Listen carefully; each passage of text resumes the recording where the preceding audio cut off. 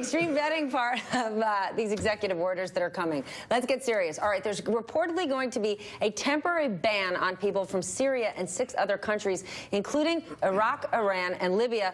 With us now is MSNBC terrorism analyst and executive director of the Terror Asymmetrics Project, Malcolm Nance, and our panel, of course, Charlie and Jason, are still here. Whether it's unconstitutional, un-American. I want to talk about this ban for a moment, and I am not saying in any way that this is my view, but could one make the argument that an out-and-out ban could make people safer? No, you can't, because terrorists come in all shapes and sizes. They come in all nationalities. They come in all religions. Let's take a look at where terrorists actually are coming from and carrying out terrorist attacks. It's not Iraq. It's not Syria. They're fighting in Iraq and Syria. It's not Somalia. They're in Somalia. It's Americans who came from the United States and went to Somalia who are fighting there. But most of the terrorists we see are from the al-Qaeda leadership and planners are from Egypt. The terrorists who attacked in France were from Algeria, Morocco, and Tunisia. The terrorists who carried out the 9/11 attacks were from Saudi Arabia and the United Arab Emirates, who are close allies of ours. We see lots of the Al-Qaeda and ISIS terrorists who are operating around the world are from Russia and other countries. So when you know, Murtaza Hussein of The Intercepts called this list low-hanging fruit. Easy to show, but what it may eventually evolve into is a systematic banning of all these other Muslim countries. And at that point, what you will do, you will guarantee the salvation of ISIS and the expansion of Al-Qaeda on it to an order of magnitude. So you're saying it not just wouldn't work, this is going to massively backfire. Oh, it's going to massively backfire. Now, I'm going to give you that. That's from the intelligence community's perspective. And I know nobody listens to us anymore in the White House, but they should listen to me this one time. Terrorism is based on grievance. Right. And when you create grievances for terrorists to jump onto, they are trying to flip 1.6 billion people into coming in and believing that ISIS and Al-Qaeda's ideology is true.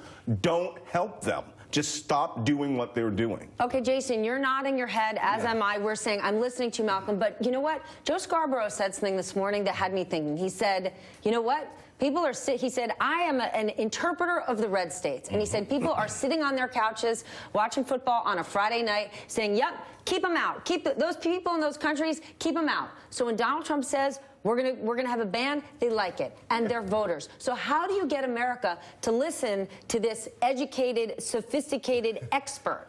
Besides watching this morning, because we also should just listen to Malcolm, here's the thing. It makes perfect sense for Donald Trump and his voters. What concerns me as a patriot and as an American citizen is he's taking his eye off the ball. The vast majority of terrorism, what we're dealing with right now, it's domestic. You know, you have local dangerous people, who decided to attack police officers in Dallas. You have lone wolves like Dylan Roof who decide to assassinate people in South Carolina. If you look from 9/11 till today, more Americans have died at the hands of white nationalist terrorists than have died from jihadis in this country. I am more concerned. If he wanted to focus on domestic terrorism, I'd be the first person to shake his hand and say that's a good idea, President Trump. But this international ban is going to help recruit ISIS, and it moves his eye off the real ball. Well, I will say, though, when he proposed the ban on all Muslims, I think that was one of the worst moments of the campaign, and it was really kind of a moral test.